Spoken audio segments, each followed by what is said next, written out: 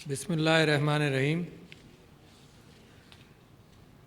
محترم اسد قیصر صاحب، ایکسلنسیز، مندوبین، معزز مندوبین، مبصرین، خواتین و حضرات، السلام علیکم۔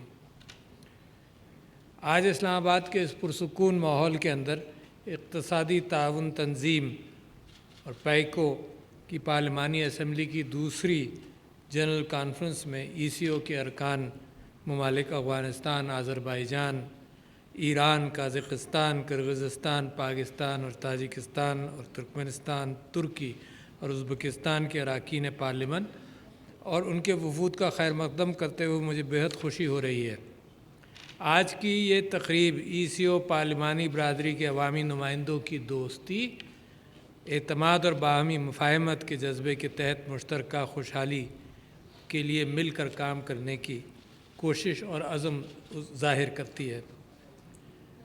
مجھے ECO سے میرا تعلق بہت پرانا ہے، ECO بننے سے پہلے کا، اور جب میں آپ سب مندوبین کی اور سپیکرز کی باتیں سن رہا تھا تو مجھے اپنے نوجوانی کے وہ واقعات یاد آئے جب میرے ایک چچا، بڑے پڑھے لکھے چچا زاد بھائی، جہاں مجھے ماحولیات کے اعتبار سے حضور اکرم صلی اللہ علیہ وسلم کی طرف سے ان کی احادیث کا ذکر کرتے تھے، اس کے ساتھ ساتھ جس آپ شاید واقف نہ ہو، کارل گسٹاف یونگ، جو ماحولیات کے اعتبار سے بہت بڑی شخصیت تھی، اور آج اب اس کو پڑھیں تو لگتا ہے کہ وہ بہت بڑی شخصیت تھی، تو وہ مجھے اتنے اچھے الفاظ سنایا کرتے تھے جن کا ان ممالک کا جن کے نام نقشے پہ موجود نہیں تھے،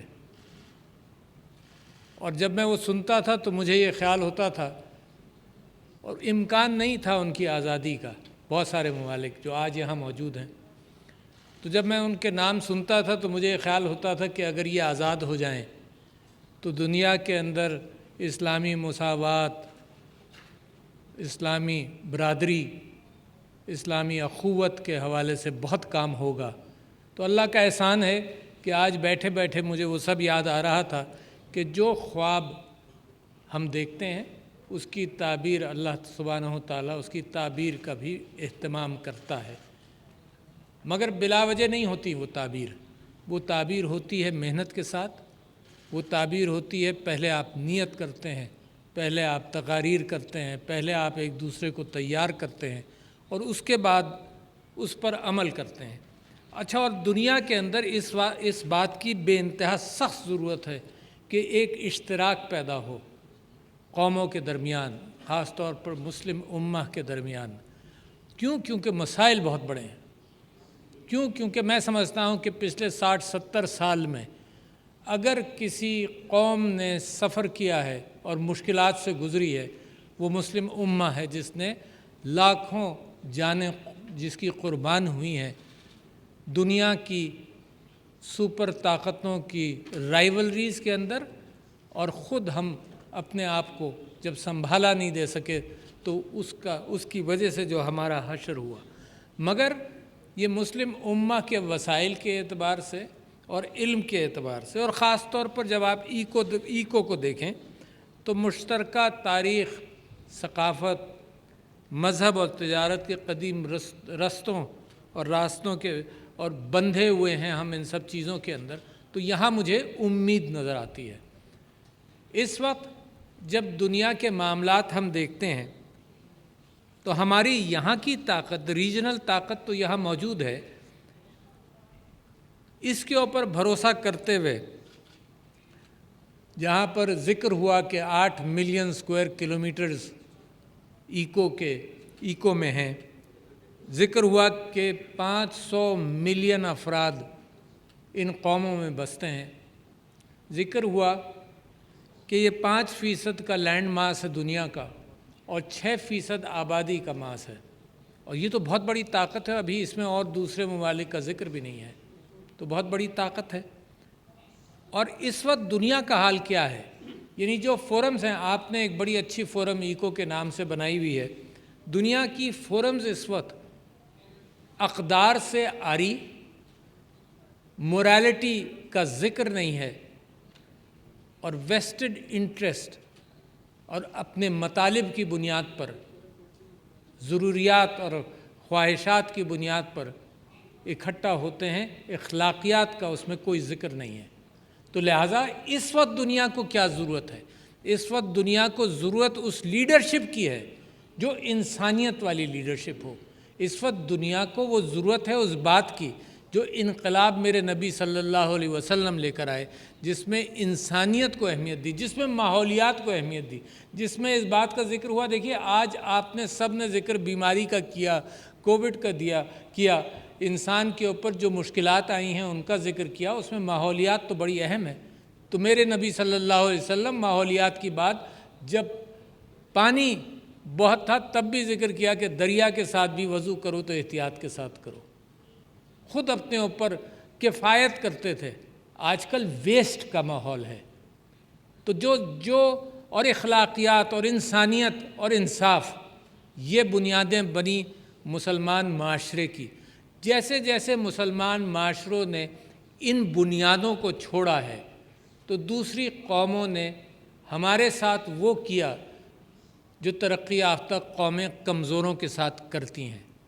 जब आप आज दुनिया में बात करते हैं कि जुल्म रोक दो, हमारे ऊपर जुल्म क्यों है, हमारे ऊपर अक़दार के एतबार से डबल स्टैंडर्ड्स क्यों हैं, तो दुनिया आपकी बात सुनती भी नहीं है। जब नामूस रिसालत के हवाले से, ब्लास्फेमी के हवाले से जब आप दुनिया को कहते हैं कि इजहार राय का मतलब ये नहीं है कि तुम हमें तकलीफ़ पहुंचाओ, तो दुनिया आपकी सुनती नहीं है, क्योंकि हम कमज़ोर हैं। मगर ये बता दूं, अगर कमज़ोर हैं तो ताकतवर भी होते जा रहे हैं। दुनिया नहीं सुनती आपकी। फिर दुनिया को आप कहते हैं कि तुम्हारे यहाँ डबल स्टैंडर्ड्स हैं, तुम हॉलोकॉस्ट के बारे में यूरोप के अंदर गुफ्तगू करने से रोकते हो, और जो गुफ्तगू उसको चैलेंज करेगा उसको सज़ा देने के लिए तैयार हो। तुम्हारा कानून कहता है। क्यों कहता है? इसलिए कि वो आपके ज़मीर पर भारी है। इसलिए कानून सज़ा देता है कि कोई उससे इनकारी करेगा तो वो आपको तकलीफ़ दे आपके लिए होगी। और जब हम कहते हैं कि हमारे नबी सल्लल्लाहु अलैहि वसल्लम जो ज़िंदगी में हमें सबसे ज़्यादा अज़ीज़ हैं, उनके ख़िलाफ़ अगर तुम बात करोगे तो हमें तकलीफ़ होती है, तो वो आपकी सुनती नहीं है दुनिया। तो लिहाजा जहाँ आप मुख्तलिफ़ चीज़ों से गुज़रते हुए, आप किन किन चीज़ों से गुज़रे हैं? दहशत गर्दी से गुज़रे हैं, आपके ऊपर इल्ज़ामात लगे। इस दहशत गर्दी के चक्कर में जो असली तहरीकें थीं आज़ादी की, उनको भी दहशत गर्दी के फ्रेमवर्क के साथ देखा गया। हिंदुस्तान दुनिया को ये कहता रहा कि जो कश्मीर की आज़ादी की जस्तजू है उसके अंदर दहशत गर्दी है। फ़लस्तीन की आज़ादी के हवाले से इसराइल कहता रहा दहशत गर्दी है।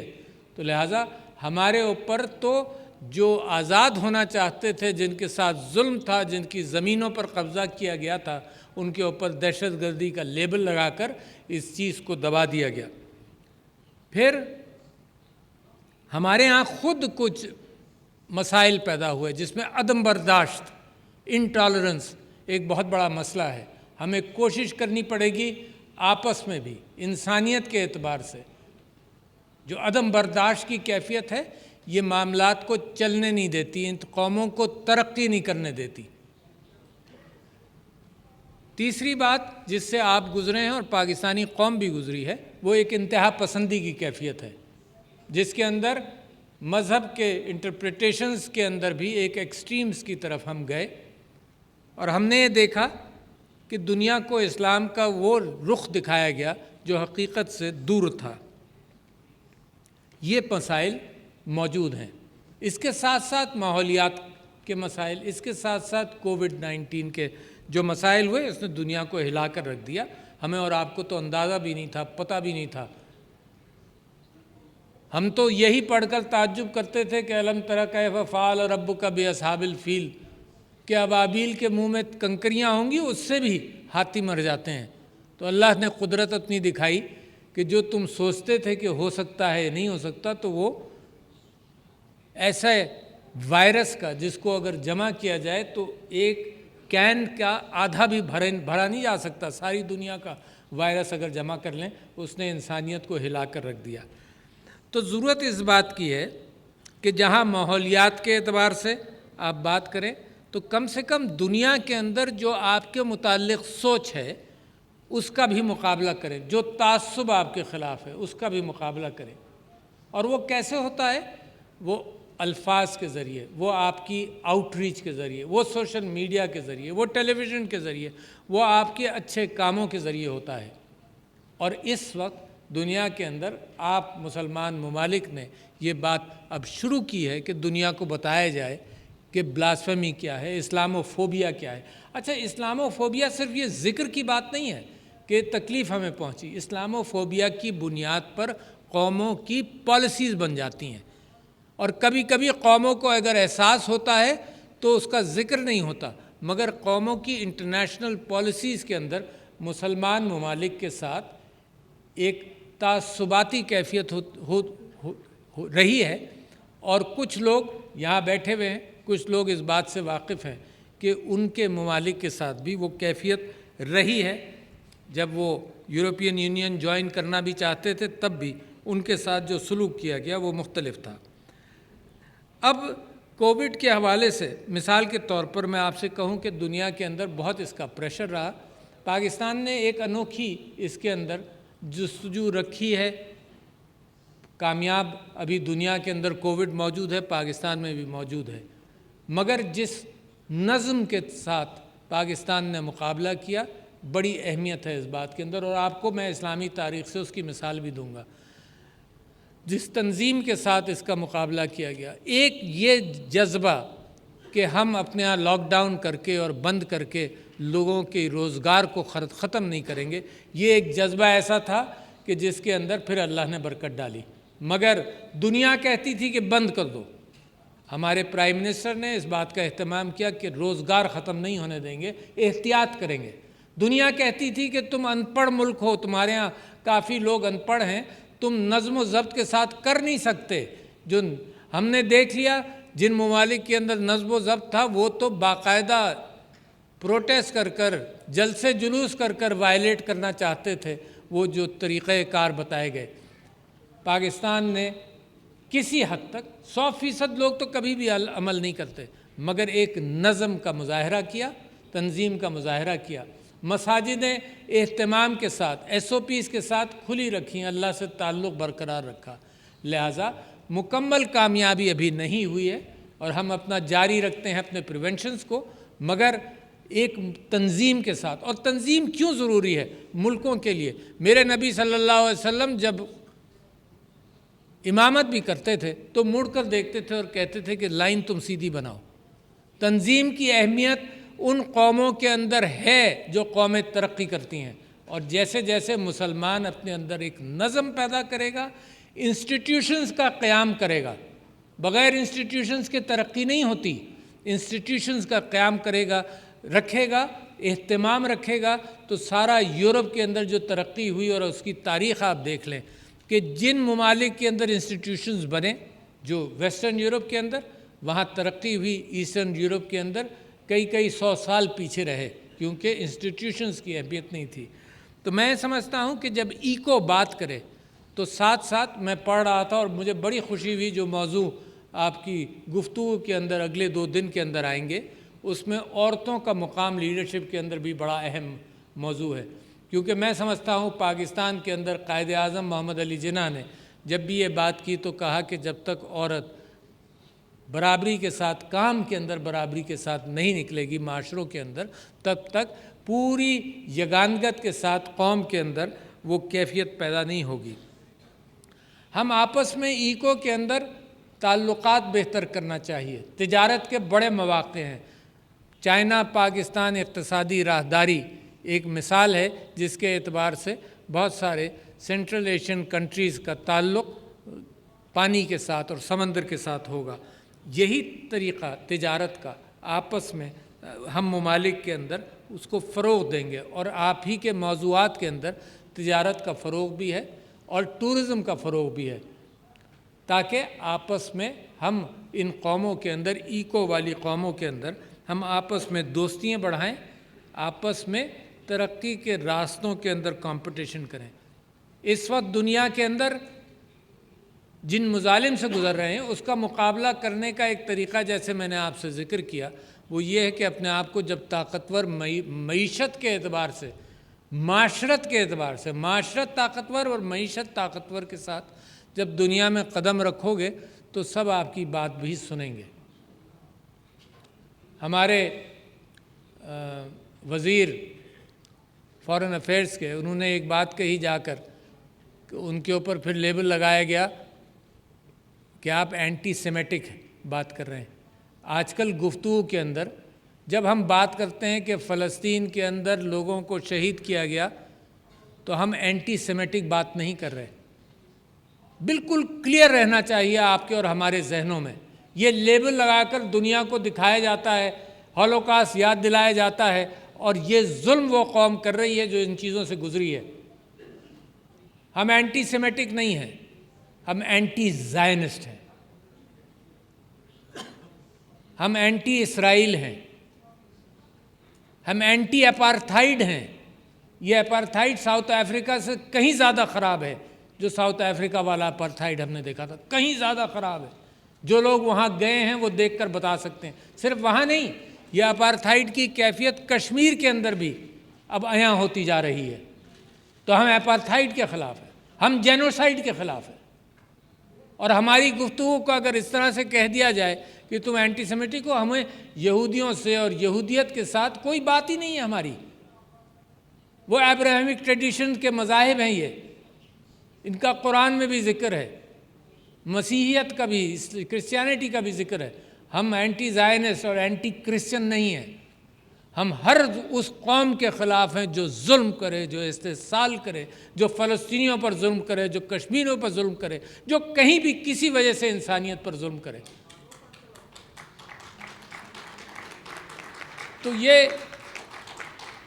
تو میں یہ سمجھتا ہوں، اور میں آپ سے یہ کہنا چاہتا ہوں کہ میرے اور آپ کے خواب اور ایکو کے خواب ہیں بہت، اور ان خوابوں کے لیے تعلیم کا ضروری ہے کہ تعلیم ہو، ان خوابوں کے لیے ضروری ہے کہ ہم اشتراک کے ساتھ دنیا کی پالیسیز کے پر اثر انداز ہونے کی کوشش کریں، اور اس کے بغیر انسانی